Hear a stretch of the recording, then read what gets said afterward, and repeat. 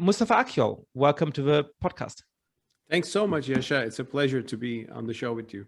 Well, it's a great pleasure to meet you, and I've really enjoyed your new book. So you are making an argument that Islam and liberalism are reconcilable, that it is possible to shape a liberal form of Islam. Why should we believe that? What is the core of the case for that, and why we, whether that be Muslim believers or whether that be people who are not of Muslim faith, should want that? Thank you, Yascha, and thanks for actually summarizing what I'm trying to say in the book. Of course, first of all, I should clarify what liberalism is, especially for people who are suspicious about the word. I know in the US, liberalism is one of the political positions, but I'm not speaking about that specific understanding of liberalism. I'm speaking of liberalism as a broad. One of the real problems with liberalism is just that it's such a, given, if you know anything about intellectual history, it just really is the term for the creed to which you're committed, to which I'm committed. But it also is just so easily misunderstood, right? So in the States, it can be liberal versus conservative, Democrat versus Republican. And it's sort of, liberalism can mean leftism or something like that. Yeah. But then often in Europe, it means something like neoliberalism. So it means something like, a smaller welfare state or something like that. And so in every context, there's a different problem with the word liberalism. And yet I think, it does speak to core truths, which are important. So what are those? You were just about to say that.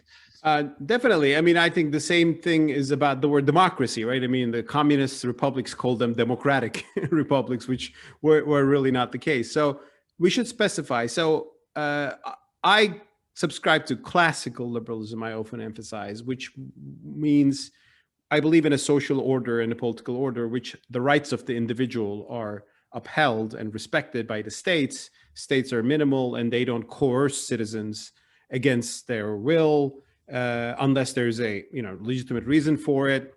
Especially when it comes to religion, I believe in a society where religion is practiced voluntarily by individuals and voluntary communities, but it is not imposed by the state or even in a communal setting. So and so before we get into the question of Islam, let me put a question to you that critics of liberalism often press against liberalism, which is that liberals just don't understand the importance of religion in general.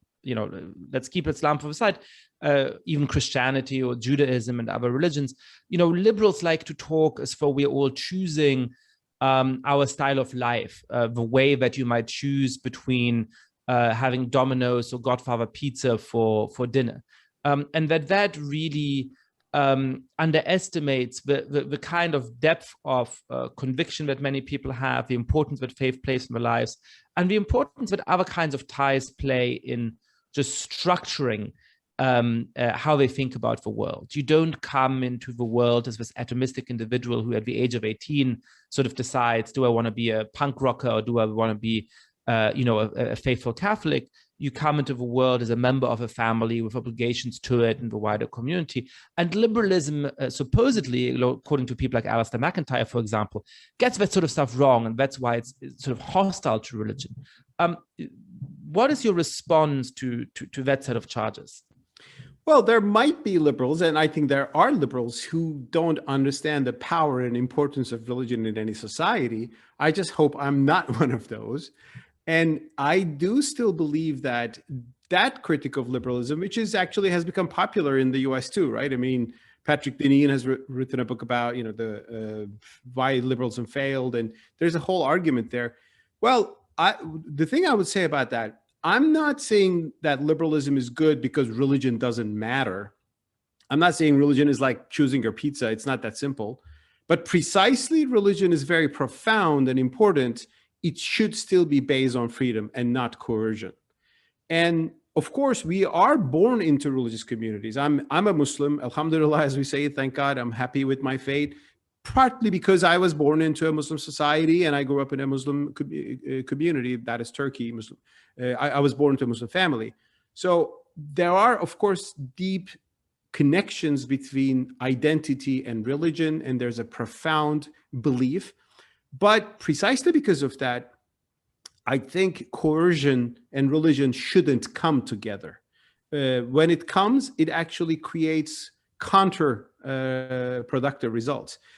One thing I emphasize is that the coercive systems we have in the Muslim majority world today, in certain countries like Saudi Arabia or Iran, doesn't make individuals pious, it makes them hypocritical.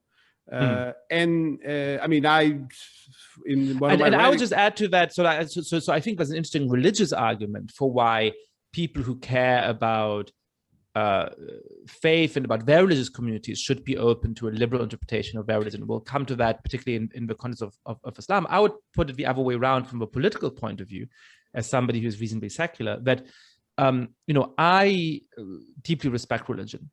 And actually coming to live in the United States, I think, has given me greater respect to religion than perhaps I had growing up in a deeply secular society in Europe. But it's precisely the recognition of how important those questions of faith and conscience are to people, which to me is the strongest argument for liberalism. Because unless you live in a society in which everyone has exactly the same faith and exactly the same set of ideas about God, which is a society that probably has never existed, but certainly we're further away today in virtually every democracy in the world than we've been in the past. Precisely the recognition of how important religion is to people entails the obligation to let them make autonomous determinations in that world. Now, that doesn't mean to be naive and think at the age of 18, people sit down like a blank slate and make some kind of decision. Most people will remain members of their faith communities they grew up in, and they have this strong sense of obligation to members of a family community, and that's absolutely fine. But there are also people who change their mind. There are also people who don't want to live like their parents, who have different ideas about religion. And precisely because we recognize how important those questions of religion and conscience are, we need a state that ensures that they have a freedom to do what they want, to go to religious services they choose, to be faithful or not to be faithful, to lead a religious or a secular life.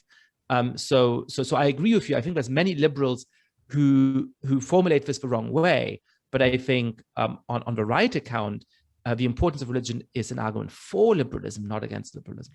Exactly. And when you read John Locke today in his letter concerning toleration, for example, you see, I mean, I take John Locke as the important figure in Western Enlightenment that is very relevant to what I'm trying to argue within Islam.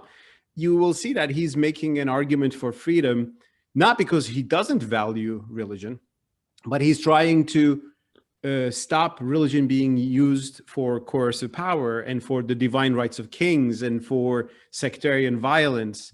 And he's making arguments from within Christianity, not against Christianity. He offers a reinterpretation of Christianity where rights are given not to rulers, but to individuals, to human beings. And he explains a lot of things about, like, if you have a Christian commonwealth, that is a state, actually one sect will dominate it and will persecute the others. That's why it's wrong.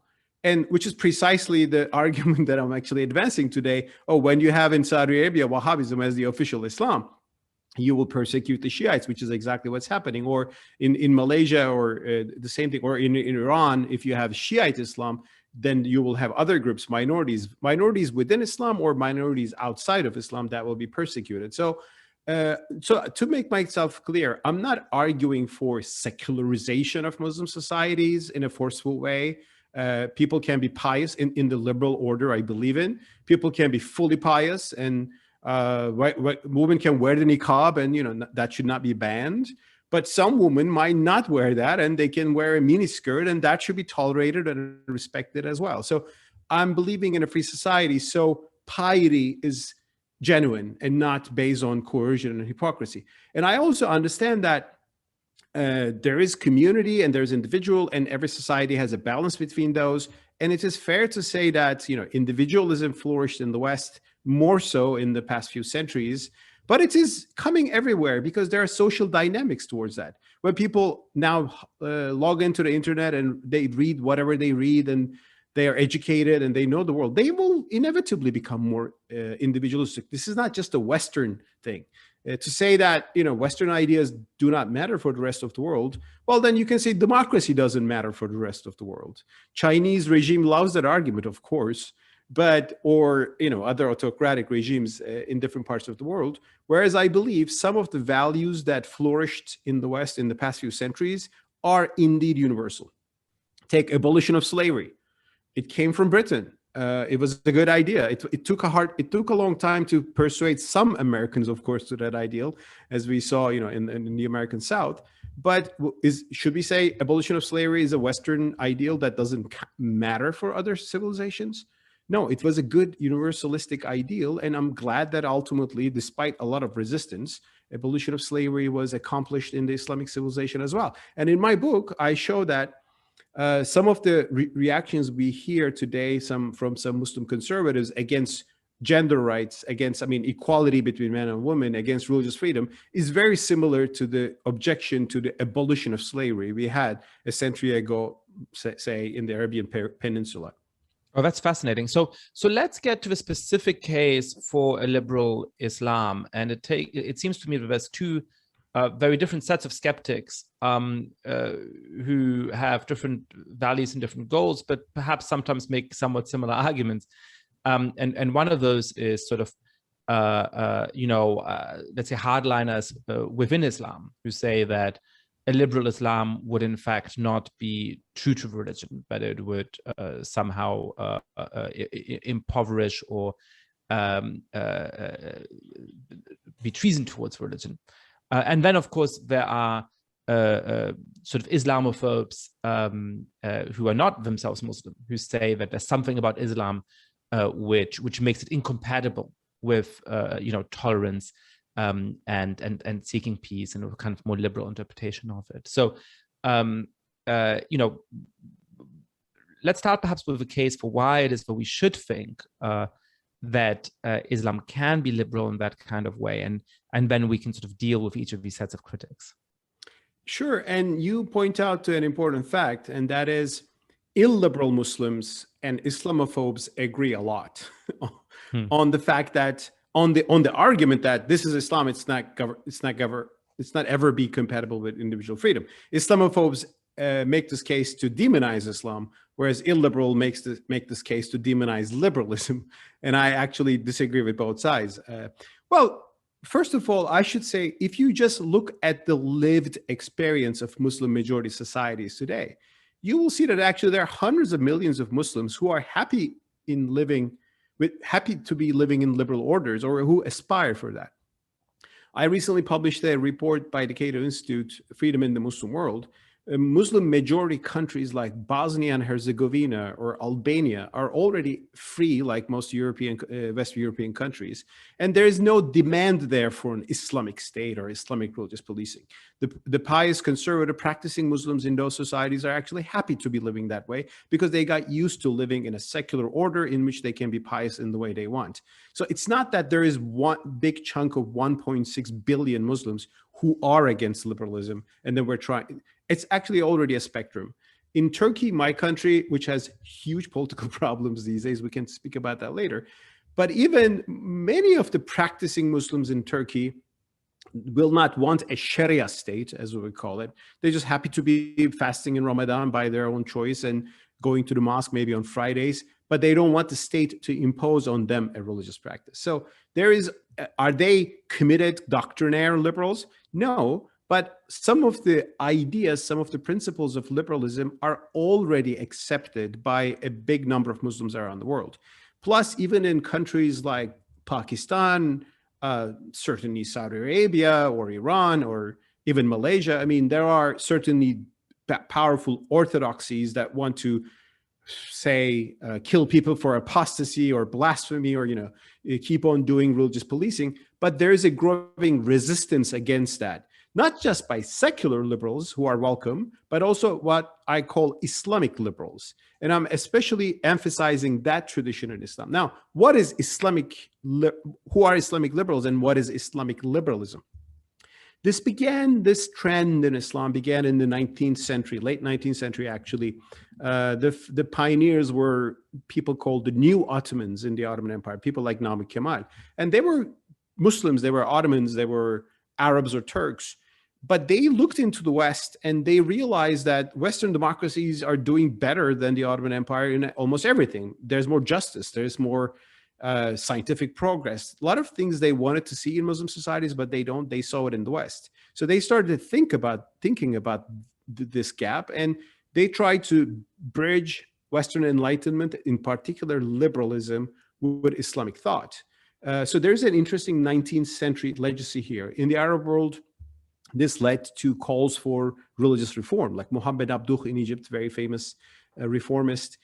Their argument was there are tensions between the existing Islamic tradition and universal human rights. I mean, they were not called universal human rights at the time, but let's say a free society.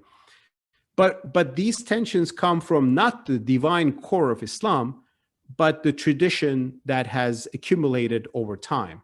So while we revisit certain things, we will not be abandoning our commitment to the divine core of the faith.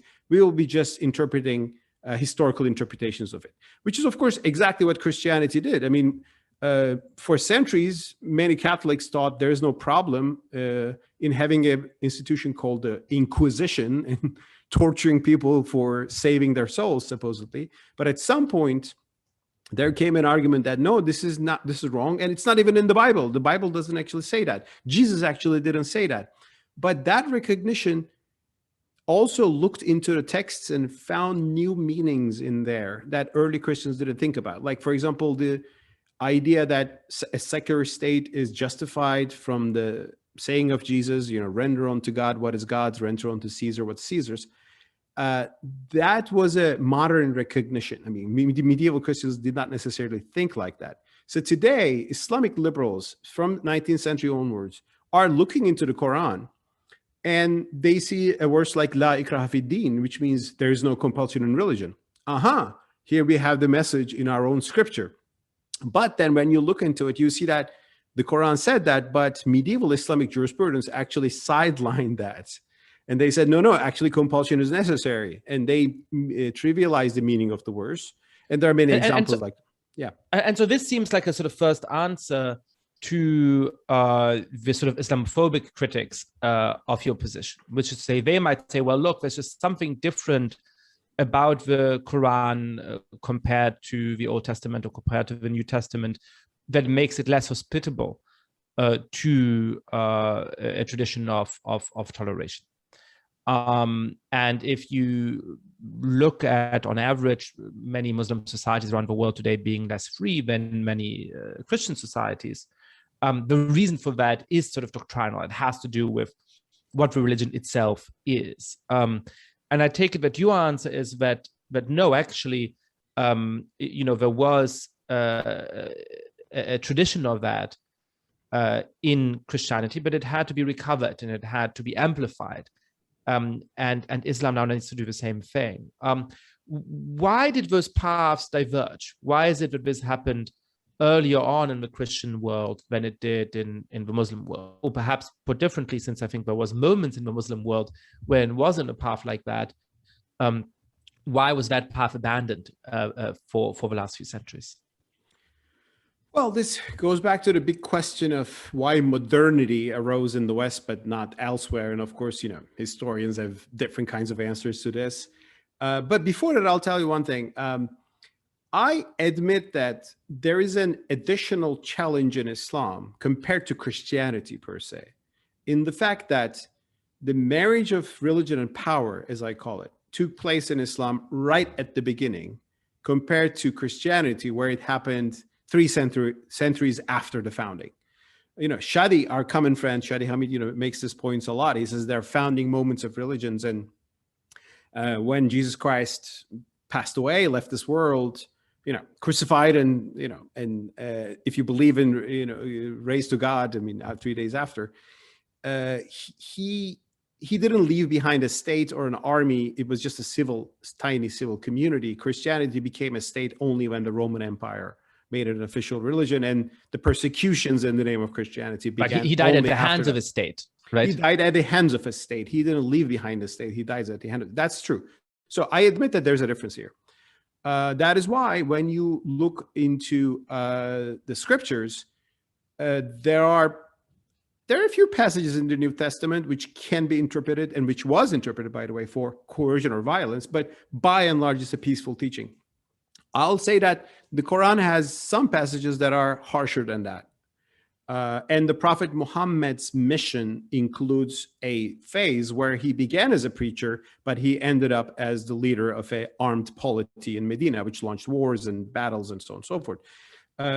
But let's not always compare Quran to the New Testament. Let's also compare it to the Old Testament. And when you look into the Old Testament, I mean, the first of the scriptures, actually, you will see that the battles of Joshua with the polytheists, pagans of the Holy Land, it was no less violent. And actually, there are actually harsher passages in the Old Testament. So it's not just about comparing the texts of different religions. And so I'll say that. But however, what we Islamic liberals are saying is, yes, Prophet Muhammad established a state, and well, not a modern state, but let's say a polity, which had legislation like some corporal punishments, and which launched wars, and those are in the Quran. But this whole political experience was not integral to his religious mission. He came to the world. He was, touched by God. He was revealed to give a message of monotheism and ethics. And he actually wanted to do that as only a preacher, as you can see in the Quran. Because he was not allowed, he could have been killed like Jesus too, but he was able to flee and establish a new order, just like the Israelites did after, fleeing from Egypt. Yes, he did establish a state and an army, but this was just a historical coincidence. It doesn't mean that we have to repeat that political experience all the time today. Of course, that political experience was extended in classical Islam as the caliphate, right? When Prophet Muhammad passed away, one of his companions, Abu Bakr, was elected, or he was given bay'ah, some allegiance by the community. And then, of course, the Sunni Shiite, this split all comes from that. So Islam was born with power, and it continued with power. But what I am saying, based on the Islamic liberals since the 19th century, which came from Egypt, from Turkey, from other Muslim countries, is that while the teachings, the ethical and religious teachings of Islam are universal, but that historical experience is not going to be repeated all the time. In other words, when I read the Quran today saying go and attack the polytheists, I don't think that tells me to seek a polytheist in my neighborhood and go against them. It was a historical experience explaining something. Of course, not everybody understands this way. The people we call Islamists believe that Islam is Din Badawla, which means religion and state. So they think it is integral to the historical mission of Islam to establish political orders based on Islam. And those political orders will kill blasphemers and atheists, and not necessarily atheists, but let's say apostates, and do religious policing. So there's a huge problem there. And in my book, I show this. And what I want to show there, what I wanted to also show in my book, is that Muslims establish a state with blasphemy laws and apostasy laws because that was what everybody was doing at the time. If you look at the Byzantine Empire and the Sassanid Empire, which was there right at the birth of Islam, they had very similar laws. Christianity today, when they look at Byzantine laws, they're not saying, oh, we have to do the same thing because we had it right there. I think in Islam, we need the same recognition that history changes, and not everything in our history is integral to the religion as it is a universal teaching. So there's an intellectual argument, which, if I understand it rightly, rests in part on sort of separating the religious and the political role of the prophet.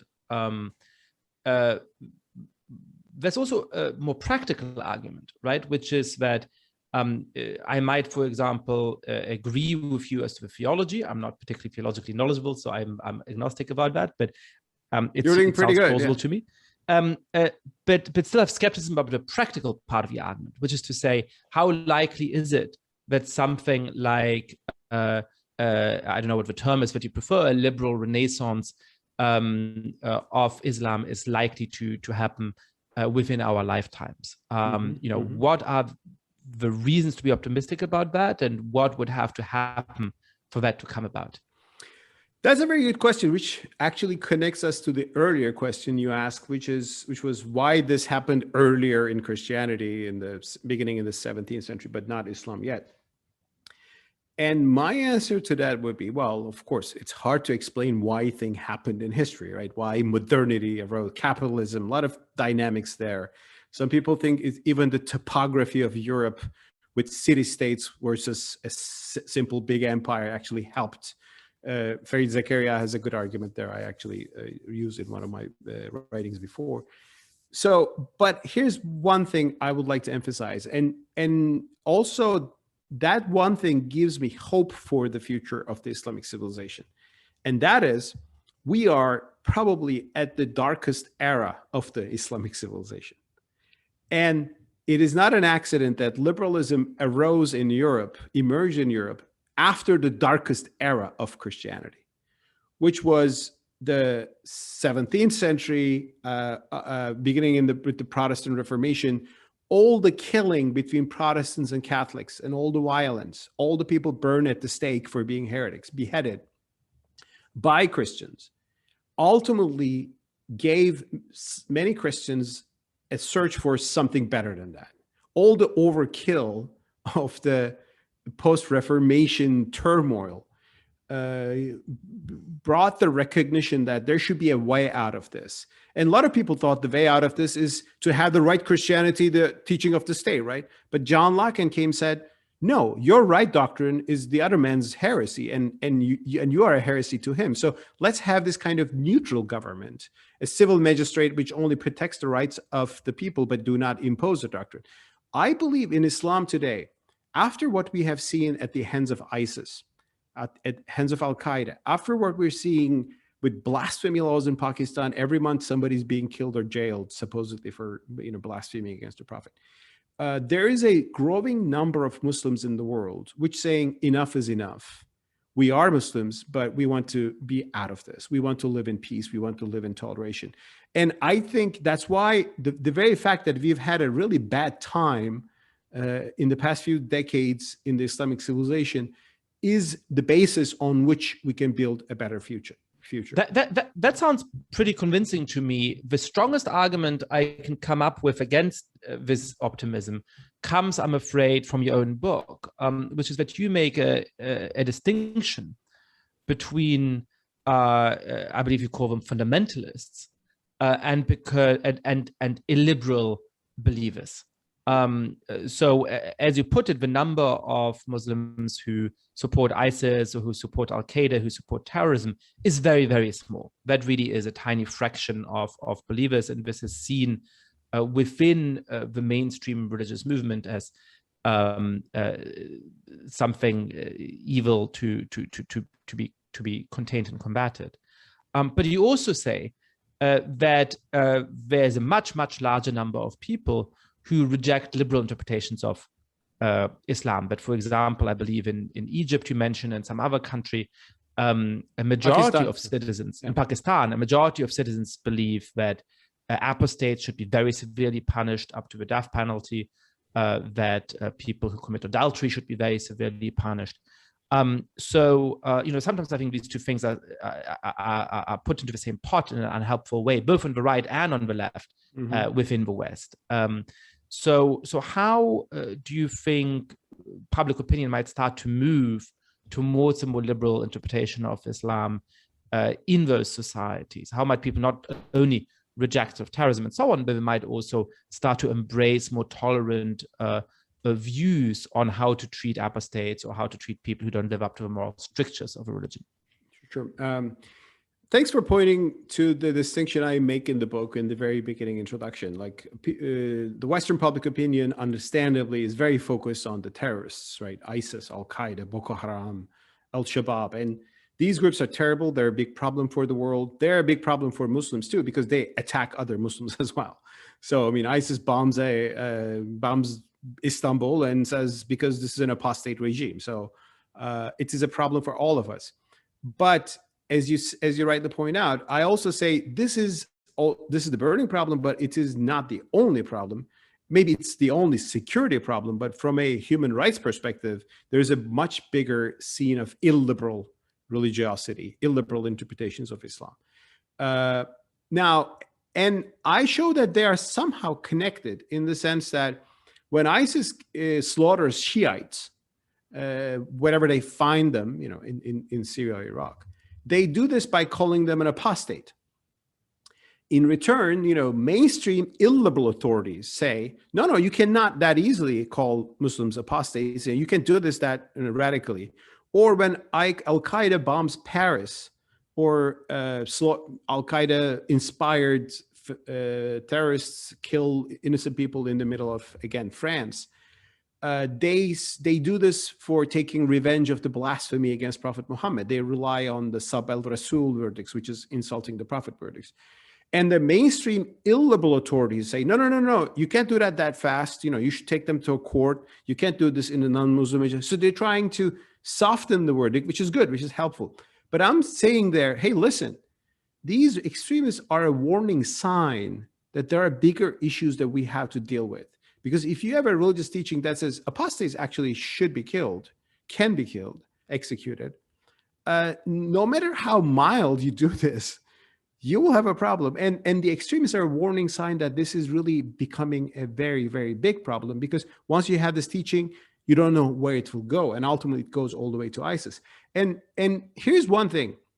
I'm from Turkey. I watch the Turkish Islamic scene as well very closely. ISIS and all the violence it committed had brought a lot of thinking within the Sunni Turkish spectrum, saying that, oh my God, these guys are doing some of the things that are actually in the fatwas of our Sunni jurisprudence. We really have a problem here to deal with. So instead of seeing, I think, these are two separate problems, but I think the extremists have brought a recognition that a deep questioning of certain things that are in mainstream Islamic jurisprudence is overdue. Some try to await this. Some try not to open the question. I see clerics saying that, no, those are the fanatics. And if you do this in a mild way, it's like saying, yes, you can beat your wife, but not too much, right? There's this kind of quote unquote, supposedly moderate interpretation. Whereas a lot of Muslims see this and say, well, we need a deeper reckoning here. And I'm trying to show in my book how that reckoning can be done without Muslims abandoning their faith, but understanding that faith unfolded in history in a political, cultural, social context, which is not with us anymore. And to try to repeat the verdicts in that context today is disastrous. And it is disastrous not just for people who look at Islam from the outside, for Westerners or others, but also disastrous for Muslims themselves, which has a lot of implications, in terms of religious persecution, persecution on one sect by another, which is also making a lot of people become ex-Muslims. A lot of people are losing the faith precisely because it is illiberal. Let me ask you a question about what non-Muslim liberals should do in all of this. I think that, often liberals in the West, especially if they're on the left of a political spectrum, don't stand in solidarity with liberal Muslims. And I think that there's a couple of understandable reasons for why they are shy about doing so. The first is that, they see the amount of Islamophobia in Western society, certainly when you look at, right-wing populists like Donald Trump and the way that they talk about Islam.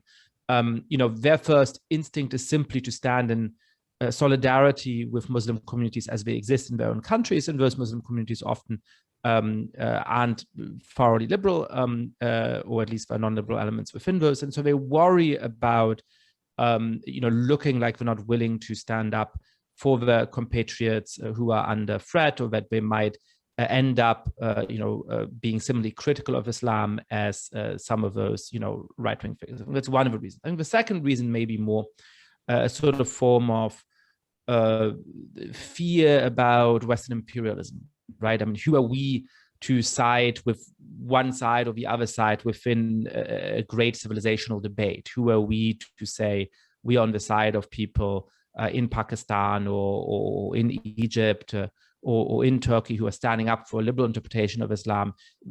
This really isn't our role. We should stand aside. So, what would you say to philosophical liberals who are, struggling with this question, who want to stand up for liberal values everywhere in the world, but who are also mindful, of the real pitfalls in that area? Mm-hmm.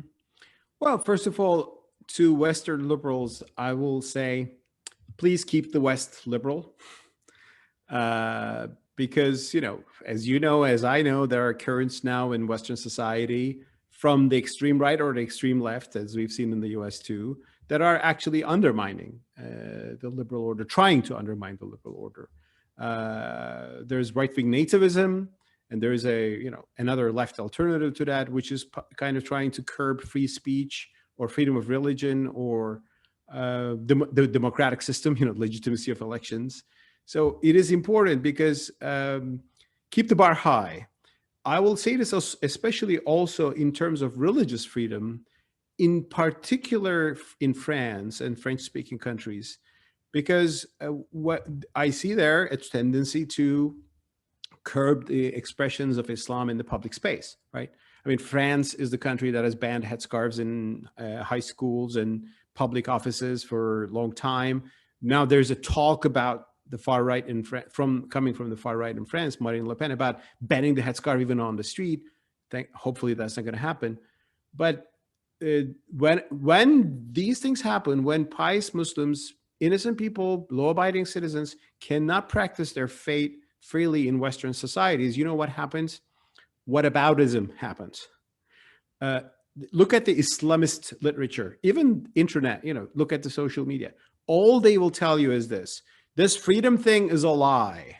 They don't want us. They will never accept us. They want freedom for their wine, but not for our headscarf, blah, blah, blah, blah. And sometimes France or, Quebec or sometimes Belgium with some of the illiberal attitudes towards religion, as I would see it. I'm sure some people in France would disagree.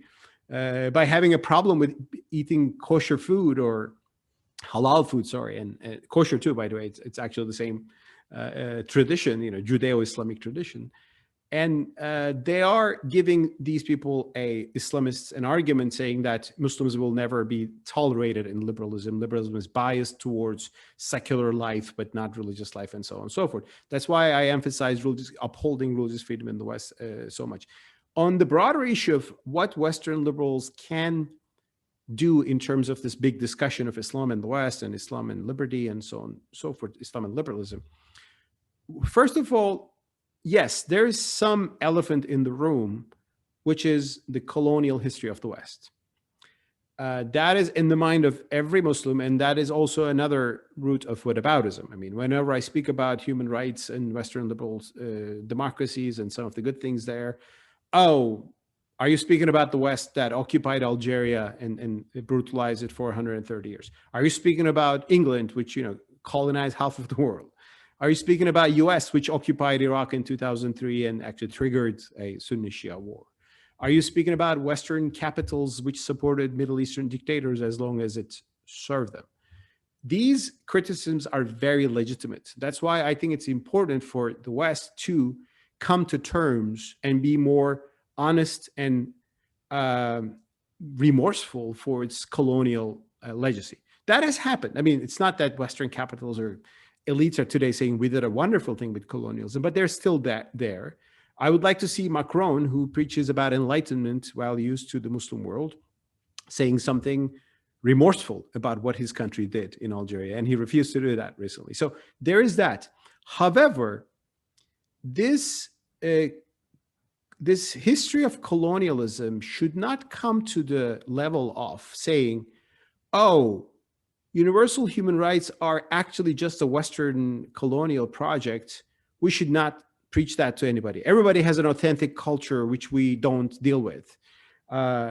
Because besides colonialism, I mean, colonialism was the dark aspect of the Western history in the past few centuries, but there's a brighter aspect to it, which is equal citizenship, which is liberal democracy, which is human rights, which is freedom of religion and speech, which is why Muslim refugees trying to flee from their countries today, they're not fleeing to Saudi Arabia. They're not fleeing to Iran. They want to flee to Sweden or Germany or Western societies because there is something good there. So we should criticize colonialism, but that colonialism should be honestly acknowledged, and there should be an apology about it. However, this shouldn't come to what I see in some of the post-colonial narrative, which is to say, well, every society has standards in their own and there's nothing to say. Well, no, there was something wrong that the Hindus were burning their wives once the husband died, sati tradition. And it's good that that was overcome thanks to modernization. And there was something wrong about slavery in the Muslim world, which was eradicated by Western pressure and Islamic liberals as a combination of the two impacts I'm here. So I think we should be fair. And one more thing, while criticizing Western colonialism and all its crimes, we Muslims should also look into the fact that, well, when we had power, we also did create an empire stretching from Spain to India, and it was maybe tolerant for its time, and there were some good things about it, but it was an empire, and we also, it was not colonialism in the modern sense, but it was not necessarily wonderful for the people who went through that experience. And ask that to minorities in the Balkans or the Arab world. Well, I still think that a very liberal phrase by Lord Acton, which is that absolute power corrupts absolutely, is sadly the best forward guide you can have to human history. And, you know, that it comes from human nature, not from the nature of, you know, particular religious or ethnic or other groups. Exactly. Let's talk about the country in which you grew up and lived until quite recently, a country that you know, I've spent a little bit of time in the city. I spent a little time in and really love Istanbul. You know, Turkey has now been ruled by Recep Erdogan for over a couple of decades, and it seems to be moving precisely away from being from a liberal interpretation of Islam, I suppose. Perhaps that's overstating it, but it certainly is turning away from a liberal interpretation of a state and from a democratic conception of a state. Tell us what the impact of Recep Erdogan on your country has been, and how that relates to the religious movement from which he stems. Sure, thank you. Turkey is a sad story for myself, and one of the probably the biggest disappointment I've had in life so far, the trajectory of Turkey, because in the early years of the Justice and Development Party led by Tayyip Erdogan, I was very supportive and sympathetic about it, because here was a party with Islamist roots, which reinvented itself and wanted to make Turkey join the European Union and realize some of the liberal reforms that the EU were always promoting, but which were never realized, like more rights for Kurds, minorities, even some feminist reforms took place in Turkey in the early 2000s. But part of this, I suppose, was against the background of a secular regime in Turkey, which was not altogether liberal either, which actually had some laws on the books that were quite similar to the ones you mentioned in France, of women wearing a headscarf, for example, not being allowed to enter, as I understand it, public universities. Sure, and thanks for reminding that. And while entering that discussion, I should say secularism doesn't necessarily always equal liberalism. There can be illiberal secular political experiences as well, which is what happened in Turkey, which is what happened in Iran under the Shah, you know, before the Iranian Revolution. And actually, that is that's a part of a tragedy. The Islamic world has never experienced liberalism. We did experience some liberal, secular autocratic states, but it was not liberalism. It was not limited government. So the importance of between secularism and liberalism, I think, is an important one, and that wasn't surprising to me. But this observation, I have to say, I hadn't thought about before. That there really aren't examples of liberal Muslim states. There are examples of predominantly Muslim countries that were ruled by illiberal secular leaders, but there haven't been liberal leaders. That's very interesting. Yeah, I mean that's the only untried path, which I hope we will come at some point. You know, I mean, you can say there are pockets of, you know, I mean, you can say Tunisia today is heading towards maybe a liberal trajectory, although it has big problems with economy and a lot of social problems as well. But Tunisia is maybe the only Arab country which really drafted a liberal constitution together, Islamists and secularists. So there are some pockets of hope, but generally we've seen Islamism, we've seen Arab socialism, we've seen Arab nationalism, Turkish nationalism, we've seen communism, but there has never been a fully liberal democratic experience in the Muslim world. Now, Turkey before Erdogan, now actually it doesn't look too bad compared to what has become, but it was secular Turkey, but yes, not very liberal. Its secularism, first of all, was very rigid.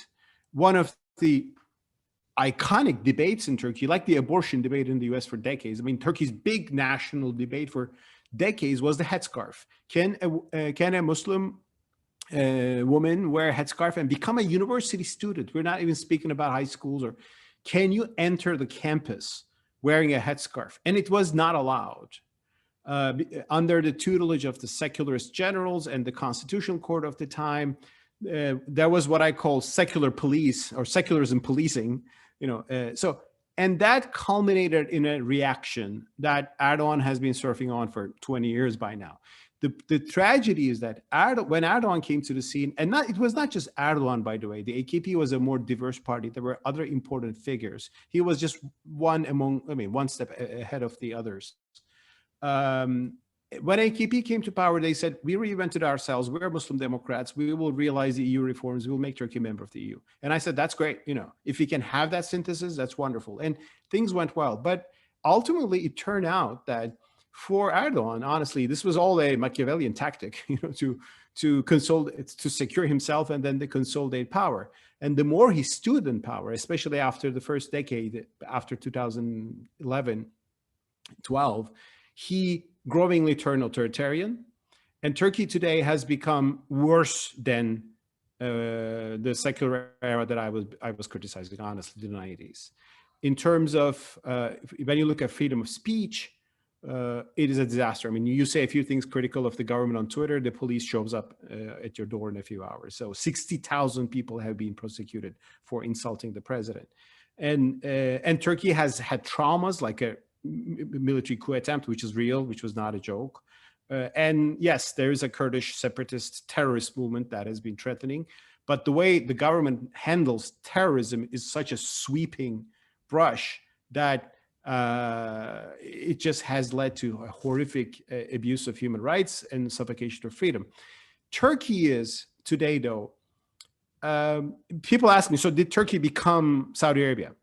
No, it became a kind of Russia with a strong, heavy dose of Islamic narrative built around it. Yes, there is some Islam and Islamism at play, but there is a heavy dose of nationalism and cult of personality. I was struck with this formulation of sort of reformist leaders of Czechoslovakia in 1968 said that they wanted to create socialism with a human face. That experiment was forcibly abandoned when Soviet tanks rolled up.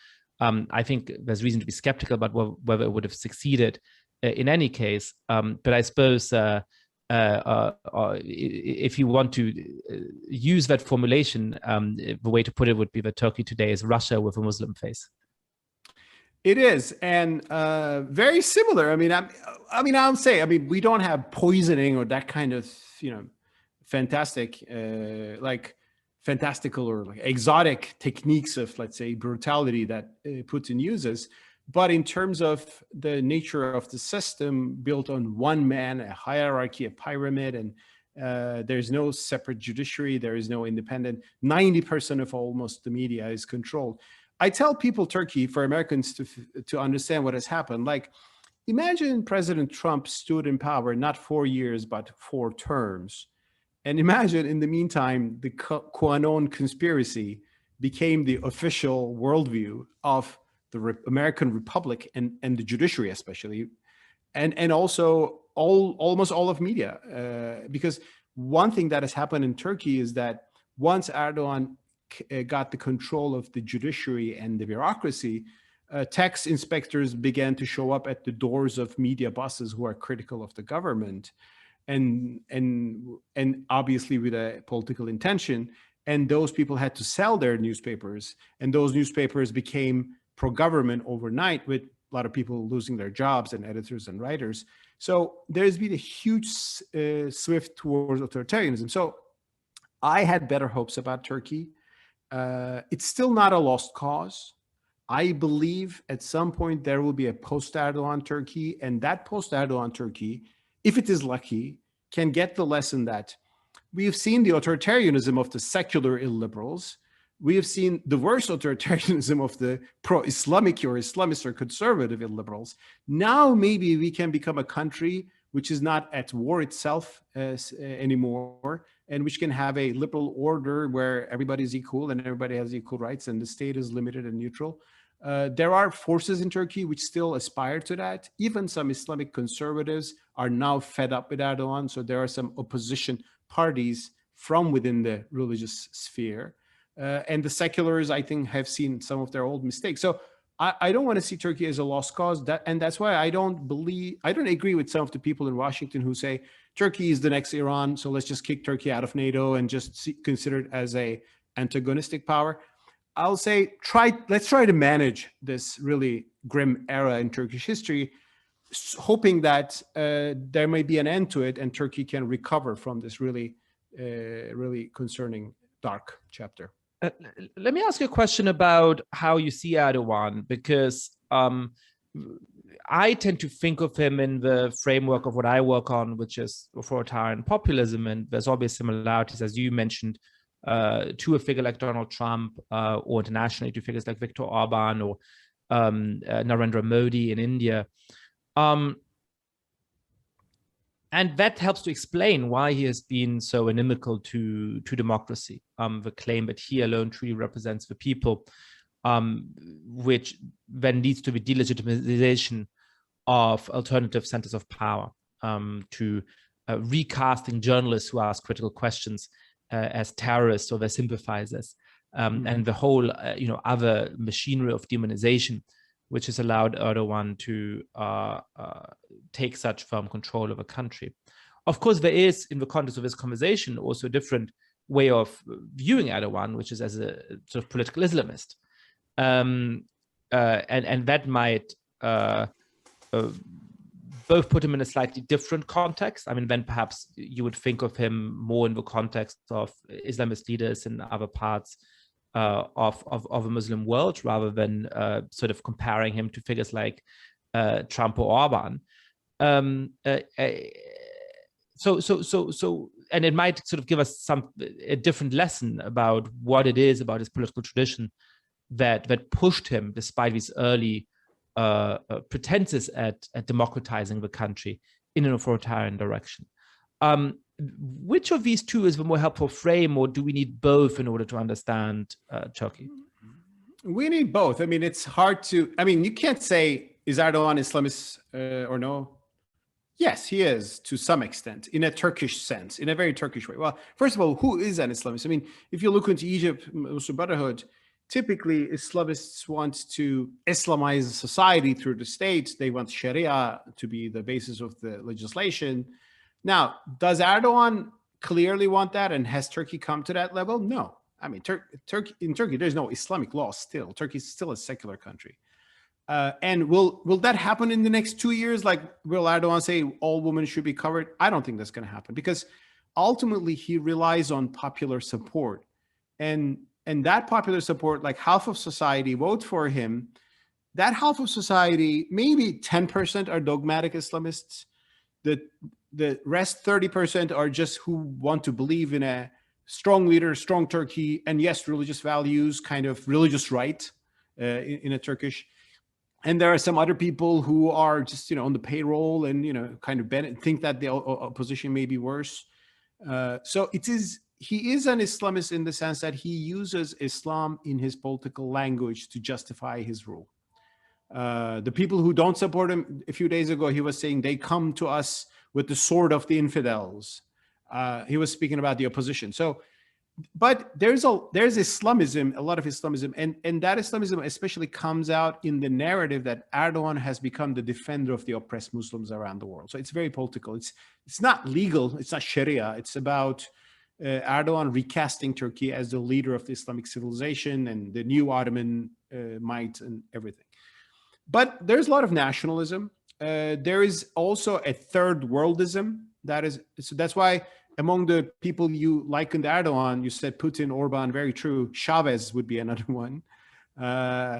Erdogan, people are not aware of that. One of Erdogan's political allies in Turkey today, not officially, but very clearly, is Doğu Perinçek, who is the founder of Turkish Maoism. And he's kind of China's man in Turkey for decades, from 1970s. And he's an atheist. He's not an Islamist, but he's also part of the Erdogan coalition. You can see this in the media and in his language. And so but there is an Islamist feeling there. And it is the feeling that we pious Muslims are the real owners of this country. The seculars are soulless degenerates, the coastal elites, that sort of thing. We are the heartland. We are the real people. And they are all sold out to great powers of conspiracy. So there's a huge conspiratorial narrative, which is, again, in the US, it remains on propaganda. Like QAnon conspiracy is a crazy thing on the internet, and it's mobilized some people to attack the Capitol. In Turkey, that conspiracy becomes an indictment written, and you face that. So it is populism on steroids. With a heavy dose of Islam and nationalism combined.